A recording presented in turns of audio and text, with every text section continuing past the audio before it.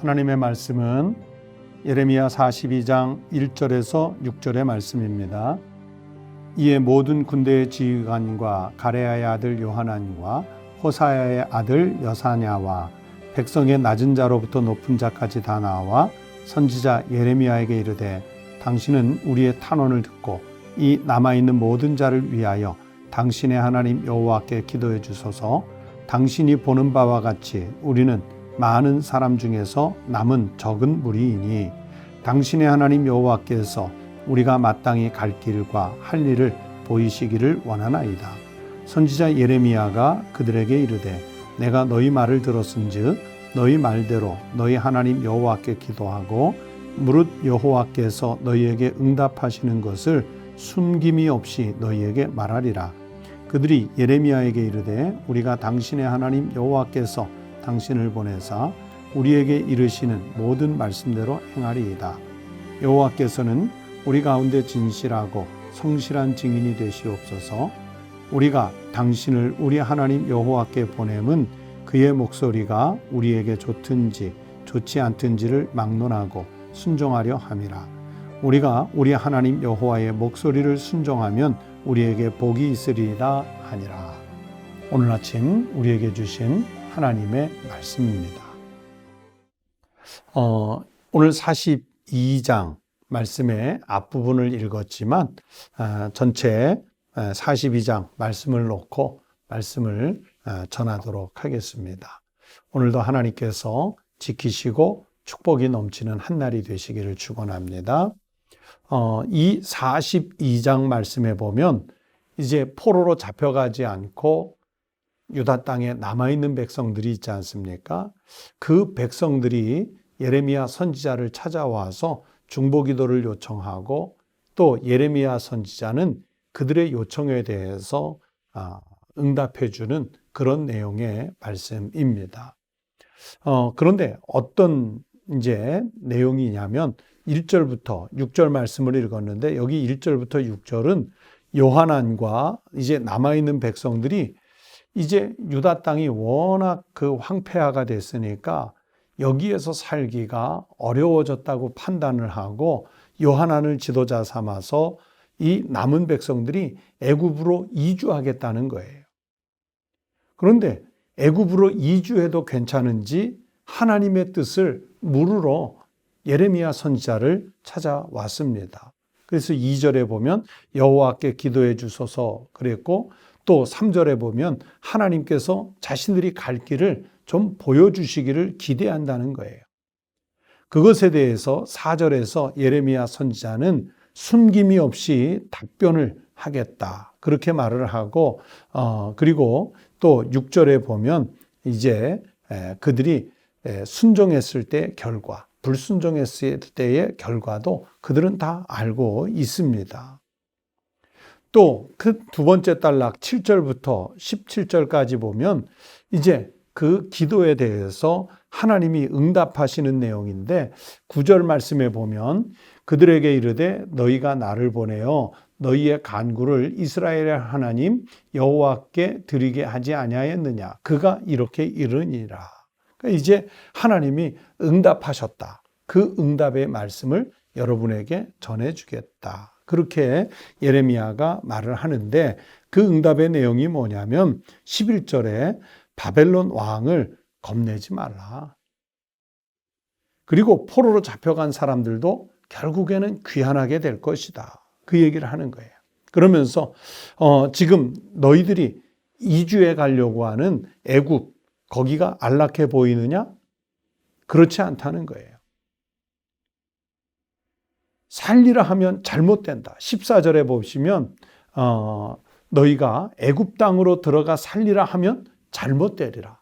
그러니까 애굽으로 가는 것은 하나님 뜻이 아니라는 거예요. 바벨론 피해서 애굽으로 간다고 해서 살 수 없다는 것입니다. 그러면서 15절 16절에서 애굽에서 살기를 고집하다가 보면 오히려 지금 너희가 두려워하는 그 바벨론이 쫓아가게 될 것이고 그 군대에 쫓겨서 결국은 죽게 될 것이다. 그런 내용의 말씀이에요. 자, 하나님이 응답해 주셨죠? 그런데도 18절부터 22절 말씀에 보면 그 응답을 들은 요하난을 중심으로 한 백성들이 어떻게 반응합니까? 애굽에 가지 말라는 예레미야 선지자의 그 경고, 즉 하나님의 말씀을 무시하고 이 사람들은 이미 애굽으로 갈 마음을 정해 놓았어요. 그러면서 자기네들은 애굽으로 갈 테니 하나님 동의해 주십시오. 예레미야 선지자에게 동의를 구해 주기를 기도해 달라는 요청을 한 거예요. 그래서 20절 후반부에 보면 이렇게 말씀합니다. 우리를 위하여 우리 하나님 여호와께 기도하고 우리 하나님 여호와께서 말씀하신 대로 우리에게 전하라. 우리가 그대로 행하리라 하여 너희 마음을 속였느니라. 이게 무슨 얘기냐면 그냥 하나님, 우리는 뜻을 정했으니까 하나님 그냥 우리 뜻에 동의해 주세요. 그런 얘기예요. 그러니까 선지자의 마음을 속인 거예요. 하나님 앞에 거짓된 마음을 표시했던 거예요. 이들의 이런 행위에 대해서 예레미야가 아유 그래 가서 살아라 그렇게 흔쾌히 응했을까요? 아닙니다. 예레미야가 애굽으로 가려고 하는 이 요하난과 여사냐와 이런 사람들의 계략에 대해서 저주를 선포하는 말씀이 21절, 22절의 말씀입니다. 여러분, 이 사람들이 예레미야 선지자를 찾아와서 기도해 주십시오. 그렇게 요청하지요. 어떻습니까? 마치 신앙적인 것처럼 보이겠죠? 하나님의 뜻을 구하는 순종하는 백성들처럼 보이겠죠? 아닙니다. 이 사람들은 이미 애굽으로 이주하기로 내심 다 결정을 해 놓았어요.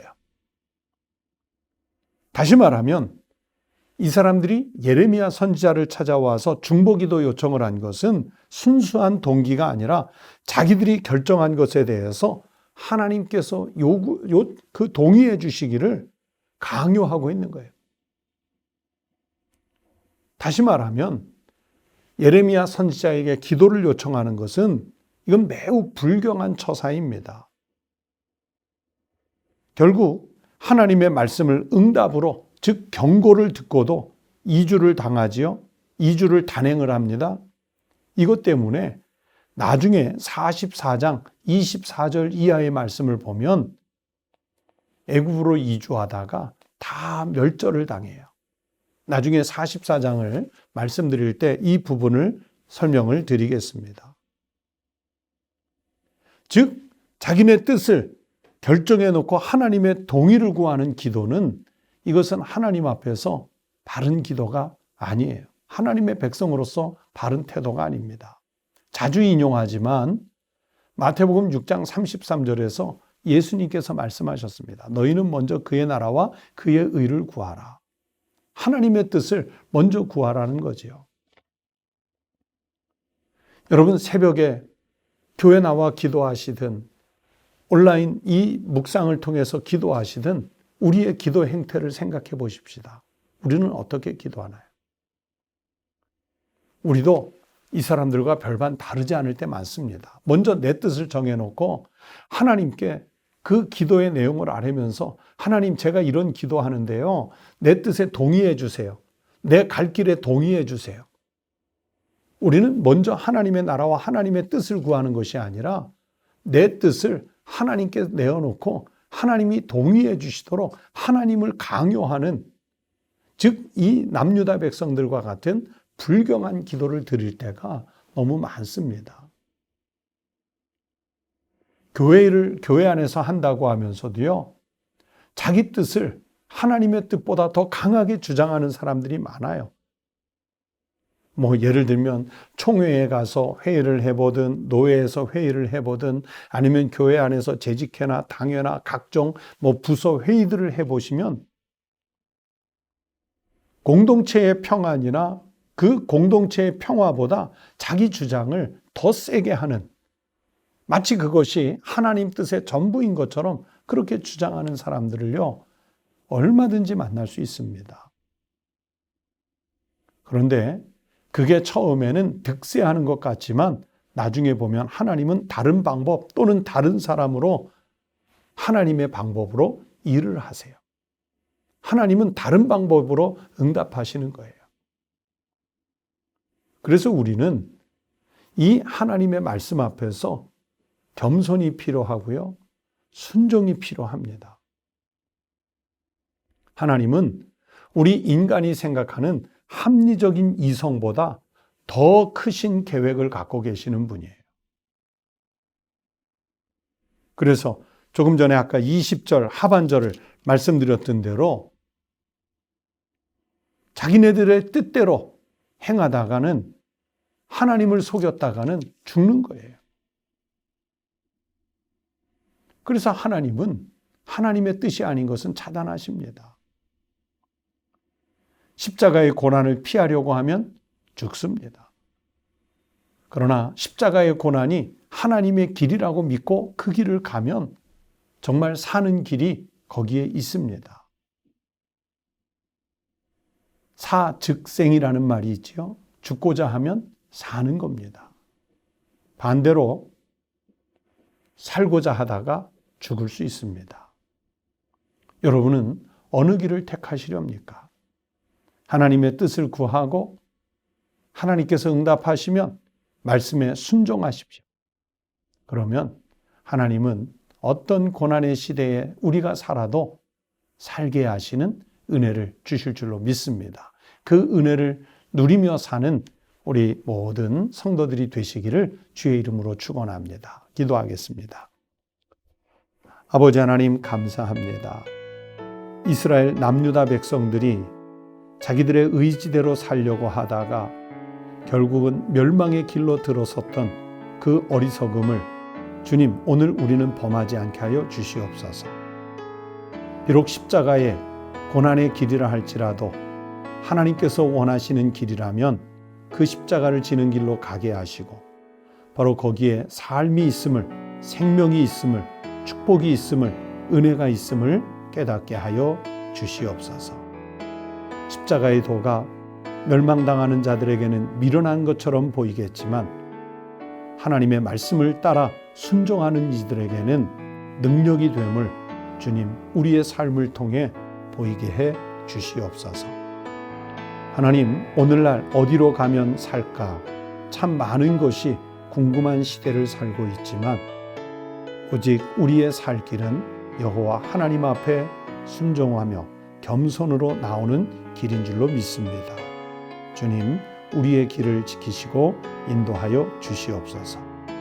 우리 사랑하는 성도들의 앞길에 그리고 사랑하는 우리 교회와 한국교회 앞길에 하나님께서 구름기둥과 불기둥을 펼쳐 놓으셔서 순종으로 따라갈 때 바로 거기에 생명 구원의 길이 있음을 깨닫게 하여 주시옵소서.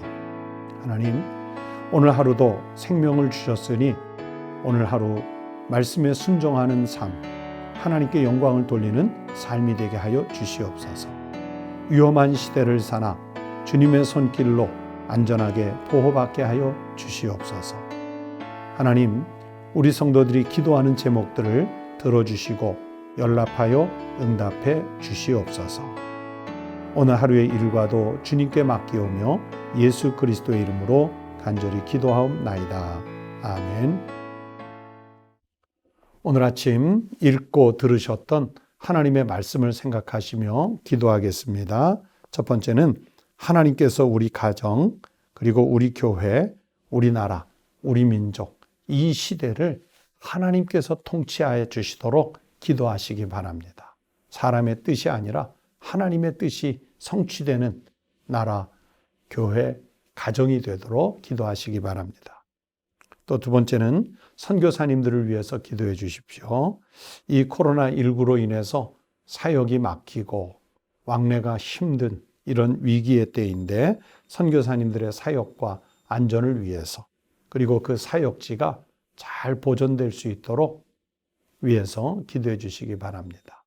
세 번째는 우리 성도들의 가정과 가족들이 갖고 있는 기도의 제목들 또 소망하는 것들을 하나님 앞에 내놓고 하나님의 뜻에 맞는 기도를 드리셔서 그 소망들이 성취되는 축복을 받도록 기도하십시다. 다 함께 기도하시겠습니다.